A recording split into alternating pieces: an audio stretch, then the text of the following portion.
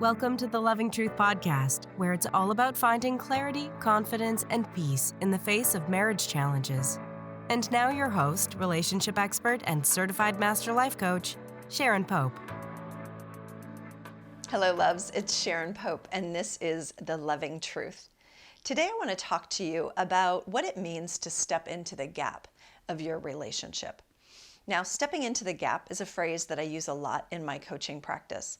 And what it's meant to signify is the gap or the space between what you are actually experiencing in your most intimate relationship and what you want to feel and experience in your most intimate relationship. And so the gap represents what's missing, and it represents a disconnect that needs to be bridged, if you will. Now, ladies, we are often the first ones to notice that there even is a gap at all, that there's something to be done here, that there's some disconnect, there's something that is missing inside the relationship. And often, because we're the first ones to notice it, we are also the first ones to go looking for answers or a solution to help bridge that gap, if you will. Now, the problem here is that the way in which we express ourselves as women oftentimes comes across as complaining or criticizing. Now, there's a whole reason for that. The reason that women will go to complaining or criticizing is because that works on us. If someone complains to us or criticizes us, we will probably change our behavior. So let me give you an example. Let's say that I was wearing green. You will notice I never wear green. I don't even have a single element of green in my closet. But let's say I was wearing green and someone came up to me and said, that's not really your color. Maybe you should change your shirt. Do you think I would ever wear green again? Do you think I'd ever wear that shirt again? I probably wouldn't. Where men, someone might come up to them and say, that tie, not so sure about that. Men would often be like, well, I like it. And they move it right along, right? So women, we often will react and respond to criticism or complaining in a way that men would not, right? So that's one of the many, many, many distinctions between men and women. So it's not, ladies, that we're bad people. It's just, this is our way of communicating when there's a gap, when there's something wrong. And so what does that look like? We go to our partners and we say things like, I'm not happy, or I've been struggling, or I feel really disconnected. I feel like we're living like roommates. That's a really common one. But because a confused mind always does nothing, he doesn't know what to do with that, right? And oftentimes he will take it as a criticism, or that his wife is just complaining, and complaining means eventually it will stop, right? So that's why it's not very effective for us. And so the idea of stepping into the gap really comes from, there's a teaching called A Course in Miracles. And it says, the only thing that is ever missing in any situation is the love that you are not giving. And so what that means is that there is some gap there, and that thing that we think is missing is what we're holding back on, what we're not offering to the relationship. And so what we do when we go to our partners to complain is we want them to step into the gap, right? If we say to them, I feel like we're living like roommates, we want them to do something that will help us feel more connected. But he doesn't know how to do that. And we're not being very specific or very clear on what it would take to help you feel more connected to him. So the only thing that is ever really missing is the love that you are not giving. That's the teaching, and that's what I mean by being the one to step into the gap. Someone's got to step into it. If it's going to be bridged, someone's going to need to do it. And maybe we shouldn't go to our partners with a complaint or a criticism in order to get them, to motivate them to do something different so that that gap can be bridged. Okay, so let's make this really clear with an example from a client of mine. I'll refer to her as Jill. Obviously, that's not her name. So Jill has been married for 24 years, and her two kids are 18 and 20 now. And she feels really disconnected inside of her marriage. She doesn't feel understood. She doesn't feel seen. She certainly doesn't feel appreciated. But she thinks it's easier just to remain in the marriage. You know, she says he's a pretty good guy. Actually, what she says is he's a good enough man. He's a good enough guy, right? So she just goes and she pursues the interests that she wants to pursue. Hence, living like roommates is she's living her life, he's living his. But her out pursuing her interests and living her life, it doesn't come from a place of like joy and freedom as it relates to the relationship. It sort of comes with some screw you energy. Like, oh, well, you don't want to do these things with me, so I'm going to go do them on my own, right? That's that screw you energy. And while the actions might look the same, the energy we bring to it is very, very different. Now, she doesn't want to get a divorce.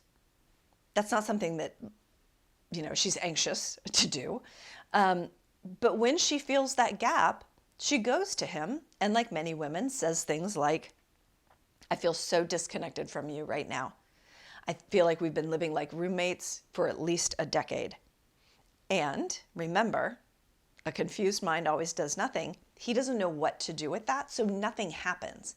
And she might take that and interpret it as he doesn't care, or he doesn't love me, or he's an idiot, right? Something like that. But none of those things are going to be helpful to the relationship. So it's not that she doesn't have a point, and it's not that he's an idiot. But these are the ways in which we don't quite communicate in a way that the other can understand, okay? So let's talk about what this looks like. Like literally, let's get into some tactics of what does it look like to actually step into the gap, okay? Let's say that you're feeling disconnected from your partner. You're feeling like you're living separate lives and you're wanting that to change. Okay, so then what you do is instead of going to your partner and complaining or saying something that they might interpret as a criticism in order to motivate them to do something different, to step into that gap, I want you to be the one to step into the gap. I want you to be the one to create an opportunity for connection. Connection takes two people, right? And so you can't force your partner to connect with you. But what you can do is you can create space and opportunity for something good to grow, right? It's like in a garden, you can cultivate the soil, you can make sure that sunlight hits it, you can water it to see if something good will grow. So you can create a space in which good things can grow. So I will give you an example. There was a time recently where I was feeling disconnected from my husband, D, and we had had a lot on our plates for several weeks in a row, and I was noticing the disconnect. And as I need to do, I call it eating my own dog food. I need to practice the tools that I teach to my clients. So I knew what I had to do. I was like, oh, I just need to step into the gap. What does that look like? Oh, I know.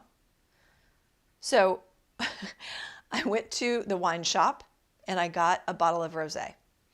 My husband almost never drinks. And if he does, he takes like 2 sips. But if he's taken 2 sips of anything, it's probably a dry rosé. So I knew he liked that.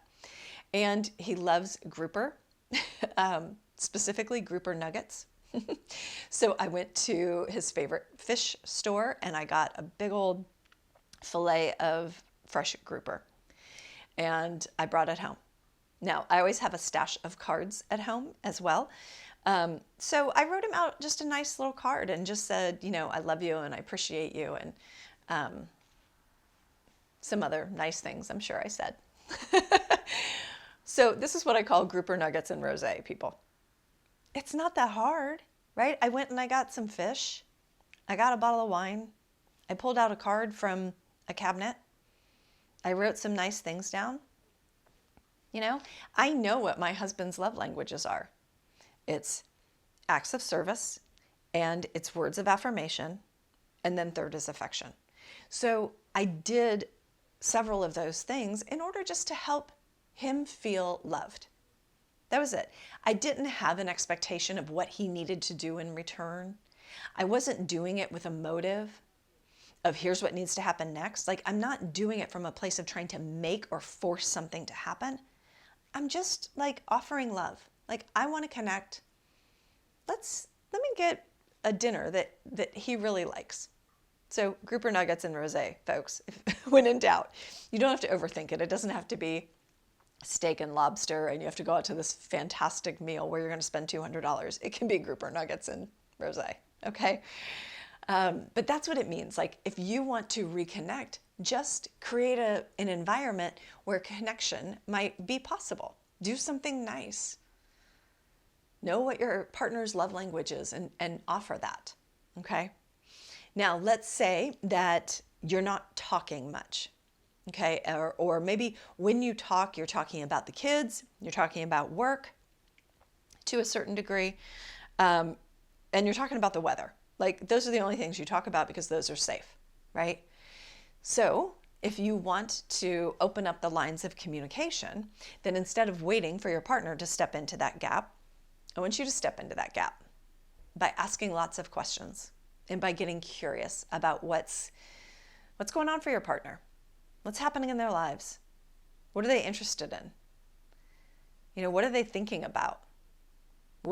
How did whatever that they're sharing with you, how did that make you feel? And are you sharing? Are you sharing elements of your day?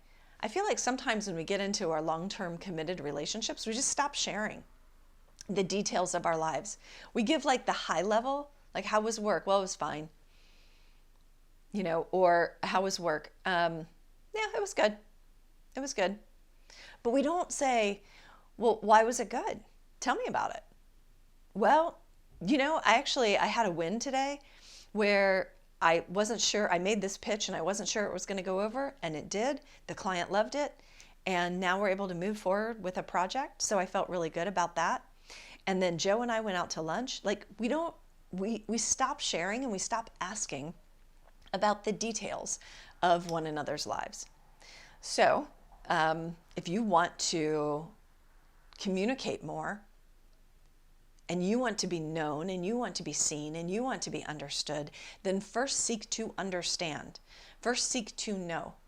So you be the one to ask the questions and to share part of your day or part of your life or what you're excited about or what you're scared about or what you're worried about, anything.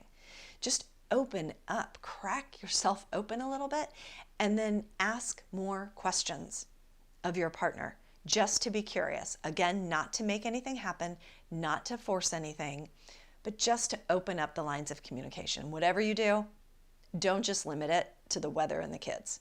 It's way too safe. That's what you can do that with a roommate. You can do that with someone in the PTA group, right? Another mom or a dad on the soccer team. Not with your spouse. It's fine to talk about the weather. I'm not saying you can't. I'm just saying, like, that cannot be the only thing you all talk about, okay? Now, the third thing, let's say that you would like to have more affection inside of your relationship. Well, affection, folks, does not equal sex, right? That's a big jump. Affection, when I'm talking about affection, I'm talking about non-sexual touch, of where there's a hand on a knee or an arm around a shoulder. It's a touch of a hand across the table when you're making a point or you're wanting them to know that you hear them or understand what they're saying. That's the kind of thing that I'm alluding to. And so you can do that by smiling more, right? When you smile, it's an invitation. You can laugh more. You can just be more open. I want you to know that literally, when you place your hand anywhere on a man, it automatically calms his central nervous system. So just the simple act of reaching for a hand or reaching for an arm or a leg and just putting your hand on their skin will automatically calm things down and bring him back to presence there with you. All right. So if you want to have more affection, instead of saying to your husband, why aren't you more affectionate with me? Now it starts to feel contrived. Instead, just be the one to reach for him, right? When you walk behind him in the kitchen, touch his lower back. Just like as you're reaching into a drawer, touch his back as you're it doesn't have to be awkward or contrived. it can just be natural. And the more you do it naturally and gently and slowly, it becomes less awkward and it feels like just a natural thing to do and the way that the two of you sort of move through life together. Okay? Now, one thing I want to point out is that I want you to tell your partner what you're doing and why you're doing it. I don't think that we should come up with these ideas or these tools and start using them in the dark as if we're trying to do something manipulative in the background. So for instance, if you're going to do the whole grouper nuggets and rosé, which I know sounds funny, but let's say you're going to do something like that. That night, as you're enjoying your dinner, you can say, "Are you wondering why I did this?" Well, maybe. No, I just thought you wanted to do something nice, or I thought you wanted grouper and rosé, something, right? We don't know what he's going to say. But you could say, "Well, let me tell you the reason why I did it. I just felt kind of disconnected from you. And I wanted to create an environment where we could reconnect, and I thought this would be good. Did you like it? Does it work for you? Do you think it's a good idea?" It just starts opening up more dialogue. And then, by the way, you're able to say, let's say you do it, you step into the gap 1 or 2 times and you tell him what you're doing and why you're doing it.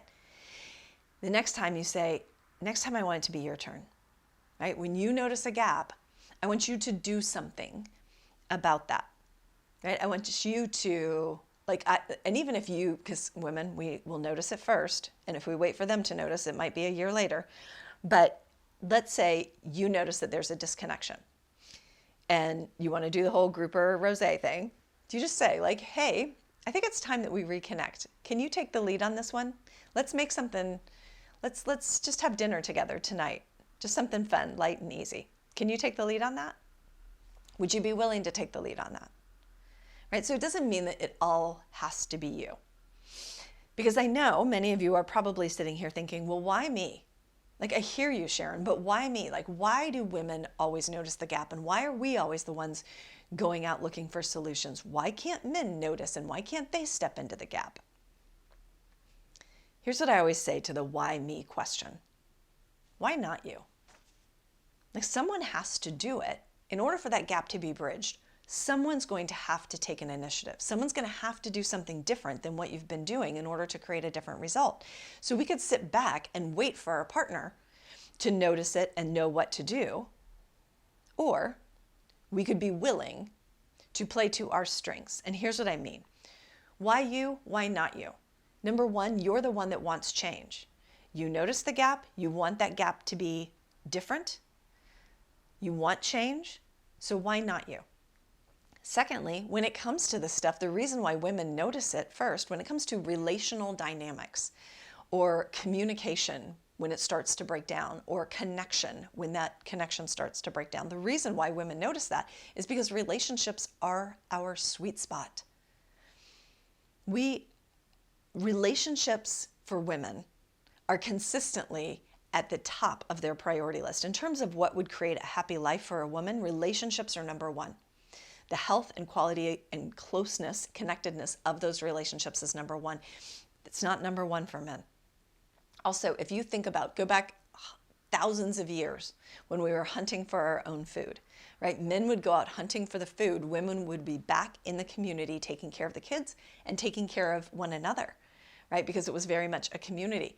And so we had to communicate. But when men were out hunting, they weren't communicating with each other. Even talking would just scare off the prey, right? So they had one job, to go catch the food to bring back to the community for the women to then take care of inside of the community, right? So we have cultivated communication and relationships over the course of, tens of thousands of years, where that's not something that men have done over the course of tens of thousands of years. They have other talents, they have other gifts, but when it comes to relationships, ladies, this is our sweet spot. So I would argue we are better equipped. Now, it doesn't mean we have to do all the work, and it doesn't mean we have to do all the heavy lifting. But I also think we can look at it as, hey, this is a strength of mine, and I want to bring my strengths to bear to make this relationship better. He's going to have his own set of strengths that he's going to bring to bear to make the relationship better. and start having some conversations with one another about that. I'm not necessarily saying that men cannot get better at this. Of course they can. Of course they can. And I think that there are a lot of men that honestly are getting better about this. But in the moment, in your marriage, if that's not a strength of your husband, your partner, your spouse, then remind yourself that the only thing that is ever missing in any circumstance where you feel a gap is the love that you're not giving. And so why you? Why not you? You got this. I'll see you next week. Until then, take good care. Has the spark gone out of your relationship? Are you concerned by the growing distance between you and your spouse? While you may feel lonely, you're certainly not alone. 50 to 73% of marriages today suffer from disconnection. I'm exploring exactly why that is and how to know whether your marriage can feel good again in my free on-demand training, Living Like Roommates. We'll dive deep into what's caused the distance in your relationship so you can understand how to move forward in a new direction. Sign up for the training now at livinglikeroommates.com. Again, that's livinglikeroommates.com. I look forward to seeing you there.